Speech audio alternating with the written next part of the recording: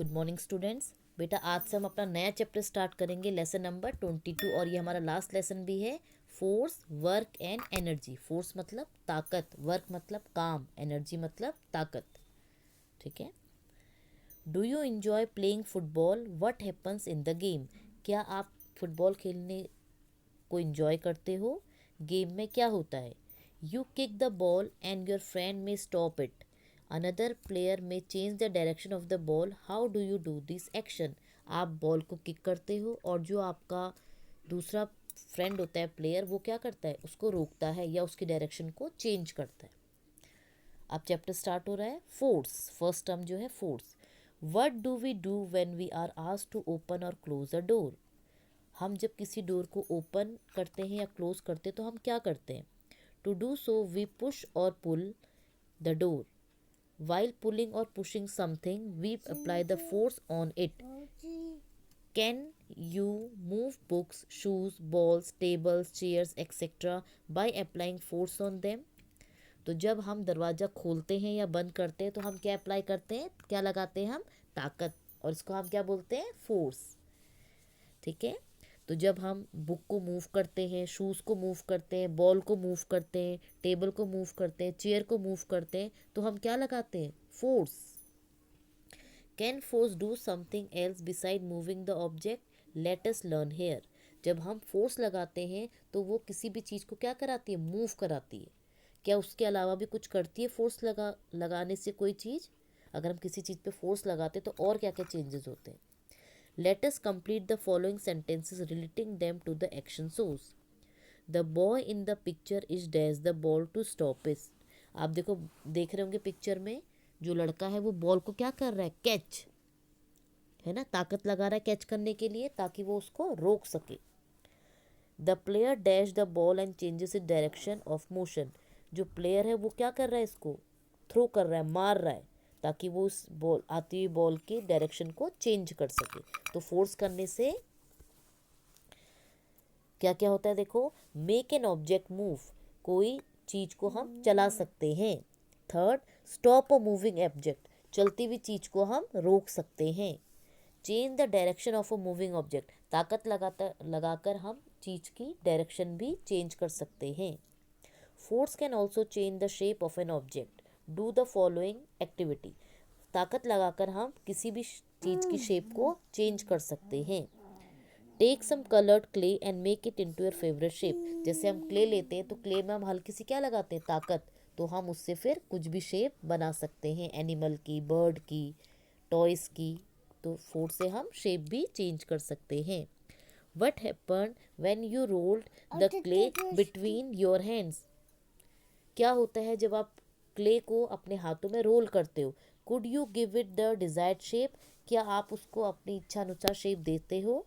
To do so, you actually applied force to change the shape of the clay. So different shape can be made by applying force on the clay. जब आप उसको कोई shape देना चाहते हो तो आपको क्ले में क्या लगानी पड़ती है? थोड़ा सा फोर्स, ताकत। और ताकत लगाकर आप क्ले से कोई भी शेप बना सकते हो। Kinds of force. फोर्स के अलग अलग काइंड्स, प्रकार। There are different types of forces around us. Some of them are muscular force, gravitational force and frictional force. Force अलग अलग होते हैं। तो फर्स्ट है हमारा muscular force. When we push a door, hit the ball with a bat और kick a ball, we use the muscular force. जब हम दरवाज़ा बंद करते हैं, उसे धक्का देते हैं, बॉल को हिट करते हैं या बैट से, या हम बॉल को, फुटबॉल को किक मारते हैं, तो हम क्या यूज़ करते हैं? Muscular force. क्योंकि ये जो ताकत है ये किससे लगती है? हमारी मांसपेशियों से। तो इसको क्या बोला गया है? Muscular force. Whenever something is dropped from the slab, tables और from our hands, it always fall down on the ground. जब हमारी चीज़ से कोई गिर जाती है या टेबल से कुछ गिर जाता है या हमारे हाथों से कुछ गिर जाता है तो वो चीज़ हमेशा गिरकर कहाँ आती है? नीचे, ग्राउंड की तरफ। This is because the earth pulls them down. The force the earth exist on the object is called gravitational force और ग्रेविटी। तो हर चीज़ नीचे आती है क्योंकि एक फोर्स है जो उनको नीचे की तरफ खींचता है, उसको हम बोलते हैं ग्रेविटेशनल फोर्स या फिर ग्रेविटी। गुरुत्वाकर्षण, हिंदी में क्या बोलते हैं, गुरुत्वाकर्षण। Let us perform an activity to show the gravitational force. Take a ball and throw it up, how high does it go, what happens to it finally. आप एक बॉल लो और उसको ऊपर हवा में उछालो, तो वो कुछ देर तक तो ऊपर जाएगी, लेकिन फिर वो लौट कर कहाँ आएगी, नीचे, क्योंकि अर्थ उसको अपनी तरफ खींचता है, और उसी फोर्स को हम क्या बोलते हैं, gravitational force. The atmosphere is the held the atmosphere is held around the earth due to gravitational force. जो हमारे चारों तरफ अर्थ के वातावरण रहता है वो किसकी तरफ से रहता है, ग्रेविटेशनल फोर्स की वजह से। Our earth is revolving around the sun on a fix path, this is possible due to gravitational force between the earth and the sun. हमारा जो अर्थ है वो सन का चक्कर काटती है एक फिक्स पाथ में, एक फिक्स रास्ते में, तो ये किसकी वजह से होता है, ग्रेविटेशनल फोर्स की वजह से, जो कि अर्थ और सन के बीच में है। Have you ever wondered why the water from the oceans does not spill out in the space, this is also because the gravitational force। जो सागर का पानी है, समुद्र का पानी है, वो ऊपर आसमान में क्यों नहीं चला जाता है, स्पेस में क्यों नहीं चला जाता, क्योंकि उसको अर्थ अपनी तरफ खींचती है, इसी को हम बोलते हैं gravitational force. All objects get pulled towards the earth due to gravitational force, the gravitational force is a pulling force। Her object नीचे आता है, और नीचे आने के लिए उसको कौन खींचता है, कौन सा फोर्स होता है, ग्रेविटेशनल फोर्स, जो कि पृथ्वी का फोर्स होता है।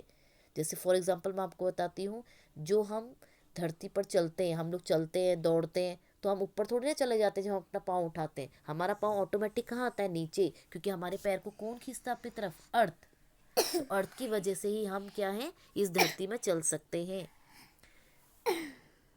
The ball stops moving after some time due to a force called frictional force. जब हम एक बॉल को रोल करते हैं फ्लोर पे या रोड पे या पार्क में, तो कुछ टाइम के बाद वो बॉल क्या होती है, अपने आप रुक जाती है। तो उसके पीछे भी एक फोर्स होता है, वो होता है frictional force. The frictional force acts on all moving object. After rolling for some distance the ball finally stop due to friction acting on it. हर फ्रिक्शनल फोर्स की वजह से हम किसी भी चलती हुई चीज़ को रोकते हैं। जैसे कि जो बॉल है हमारी, वो ग्राउंड में चलेगी तो कुछ टाइम के बाद वो रुक जाएगी, क्योंकि बॉल का सरफेस और जो फ्लोर का सरफेस है उनके बीच में क्या होता है, फ्रिक्शनल फोर्स। नेक्स्ट टॉपिक है हमारा वर्क।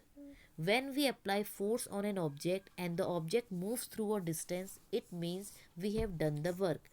जब हम किसी चीज़ में ताकत लगाते हैं और वो ऑब्जेक्ट मूव करता है और कुछ डिस्टेंस कवर करता है, इसका मतलब हमने कुछ काम किया है। Let us perform an activity to show the work done. देखो, हमने टेबल था, टेबल को हमने थोड़ा सा खिसकाया, इसका मतलब कि हमने क्या करा, वर्क करा, क्योंकि हमने कुछ डिस्टेंस कवर करा है उसको मूव करा के।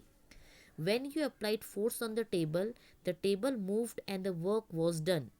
When you applied equal force on the cupboard, it did not move because the force applied was not enough। Hence, no work has done in this case। अब देखो, इसमें दो डायग्राम दे रखे हैं। एक में तो बच्चा टेबल को खिसका रहा है, देखो पहले कहीं और था, अब दूसरी जगह हो गया वो। इट मीन्स कि फर्स्ट डायग्राम में काम हुआ है, क्योंकि टेबल अपनी जगह से दूसरी जगह पर मूव करा है।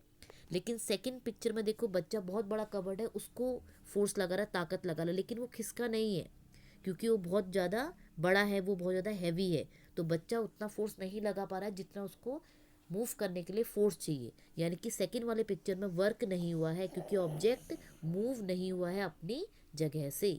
अगर मूव होता है तो वर्क हुआ है, वर्क हैज़ डन। अगर मूव नहीं हुआ है तो वर्क हैज़ नॉट डन। तो बेटा अभी मैं आपको इतना भेज रही हूँ, आफ्टर 10 मिनट्स मैं आपको सेकेंड वीडियो भेजूंगी। ओके।